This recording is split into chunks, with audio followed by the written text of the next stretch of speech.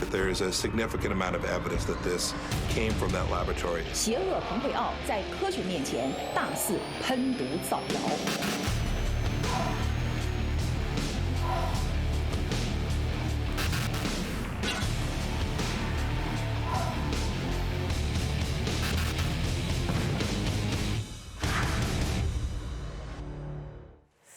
네, 지금 시각 10시 20분을 지나고 있습니다. 보신 것처럼 코로나19를 두고 미중이 이렇게 책임 공방을 이어가고 있습니다. 특히 4월 30일이죠. 트럼프 대통령이 이 바이러스가 우한 연구소에서 시작됐다 이런 발언을 하면서 파문이 커지고 있죠. 네, 우한 실험실에서 코로나 바이러스가 시작됐다. 그 기원을 따져보면 지난 1월 26일로 거슬러 올라갈 수 있는데요.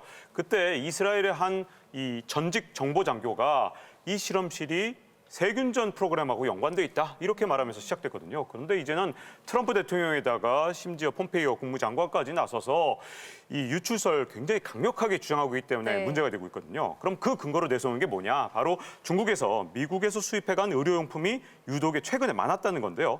실제로 지난 2월에 미국이 중국에 이 수출한 의료물자가 모두 7천만 달러였는데 지난해에는 1, 2월 2달 동안 중국에 수출한 의료물품이 겨우 140만 달러였거든요. 그러니까 이렇게 급증한 게 너무 수상하지 않냐? 이렇게 문제를 제기하는 거죠. 아마 정황 증거지 이게 확실한 증거라고 보기는 어려운 것 같아요. 이 폼페이오 장관이 지금 우한 연구소로부터 바이러스가 나왔다고 이제 주장을 하니까 기자가 그 근거가 뭐냐라고 직접적으로 물으니까 솔직히 말해서 확실한 증거는 없다라고 그러면서 뒤로 물러섰거든요. 그러니까 확실한 증거는 아직 없다고 봐야 됩니다. 그 말씀하신 증거 자체가 들었을 때 딱 와닿지는 사실 않거든요. 중국도 뭐 반박을 좀 세게 하겠죠. 그렇죠. 중국도 가만히 있지 않았죠. 이 중국의 한 매체 같은 경우는 미국 정부의 이 여러 가지 얘기들을 제정신이 아니다 이렇게까지 얘기하면서 강력하게 반발했고요. 또 중국의 한 관영 매체는 이를 반박하기 위한 영상까지 만들었습니다.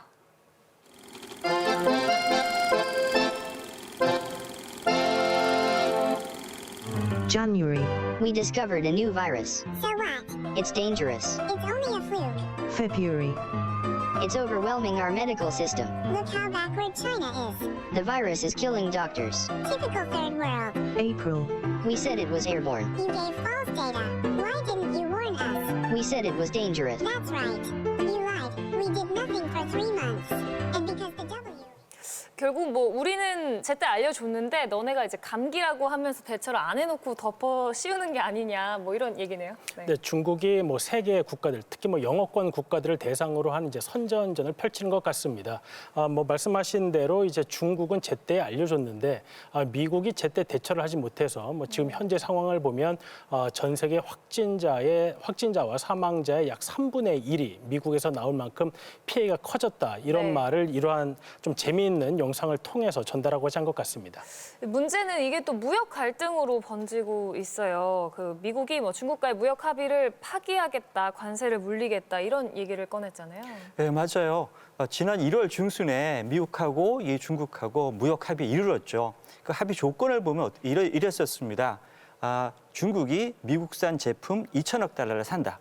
그러면 미국은 이 추가 관세를 부과하지도 않고요. 그리고 기존에 부과했던 관세도 조금 낮춰주겠다. 이렇게 이제 합의를 했던 거죠. 근데 문제는 뭐냐면요. 미국이 이거를 깨겠다고 지금 나서고 있는 겁니다. 중국의 입장에서 봐서는 이 합의를 지키길 수밖에 없는 그런 상황입니다. 그러니까 중국의 지금 수출이 GDP 한 20% 정도 차지하거든요. 그리고 미국 시장이 중국한테 매우 중요하죠. 그렇기 때문에 중국의 입장에서는 이 합의를 지킬 수밖에 없어요.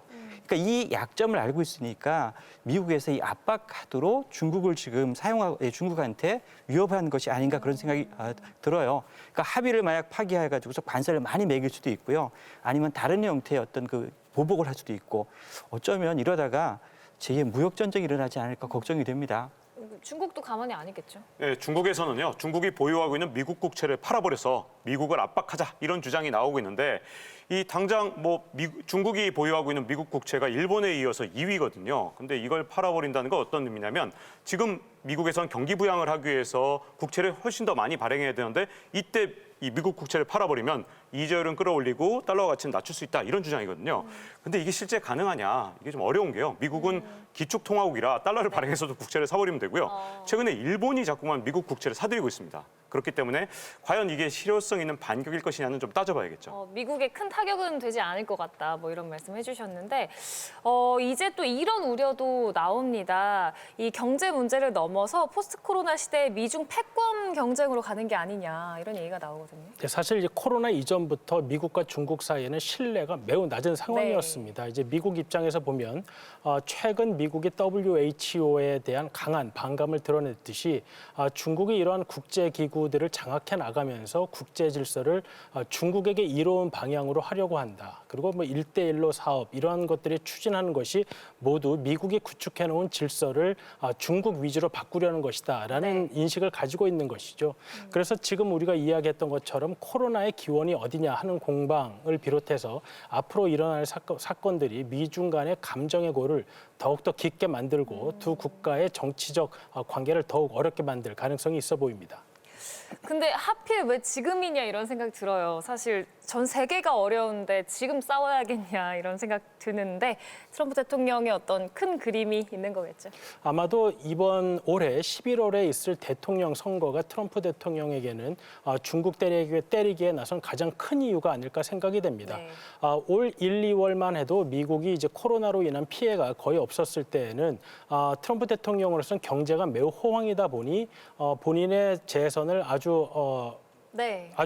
기대하고 있었을 겁니다. 그런데 이제 코로나로 인해서 경제가 안 좋아지고 이래서 이제 자신의 이제 재선이 불투명해지는 상황이 오다 보니까 이 책임을 중국에게 돌리고 그리고 이제 본인의 지지층들이 가지고 있는 이런 반중국 감정을 더 결집시키고 이끌어내기 위해서 이러한 중국 때리기에 강하게 나선 것으로 볼 수 있겠습니다. 이 트럼프 대통령의 지지율 하락을 보면 지금 트럼프 대통령이 매우 급하게 됐습니다. 그러니까 미국 내에서는 특정 정당이 우세를 차지하지 못하는 지역이 있거든요. 그 지역이 바로 항상 대선의 승부처입니다. 우리가 이것을 스윙 스테이트라 그러는데 위스콘신, 펜실베이니아, 미시간 이런 경합 지역들입니다.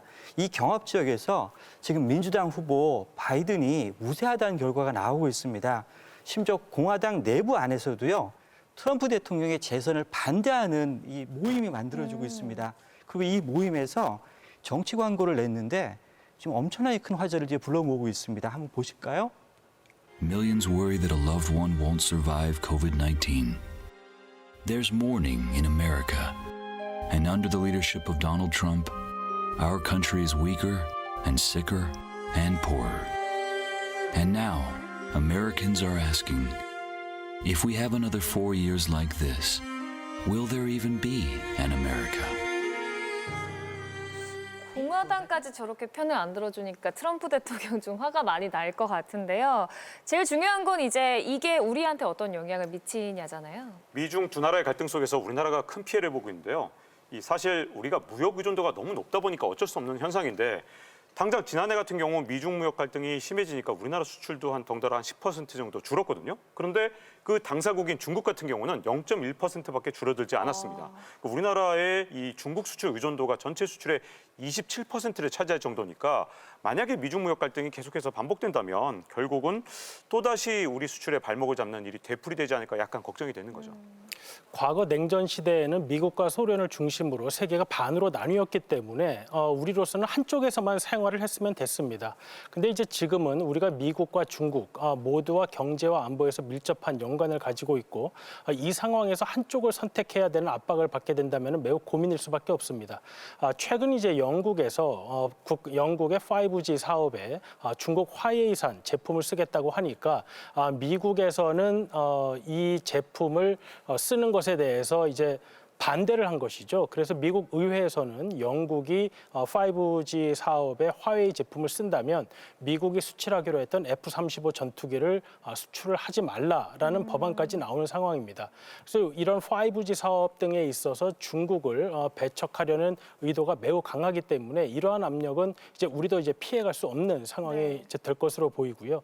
그래서 이제 미중 간의 이러한 정치적 경쟁의 심화가 앞으로 우리나라에게도 큰 고민거리가 될 가능성이 높아 보입니다.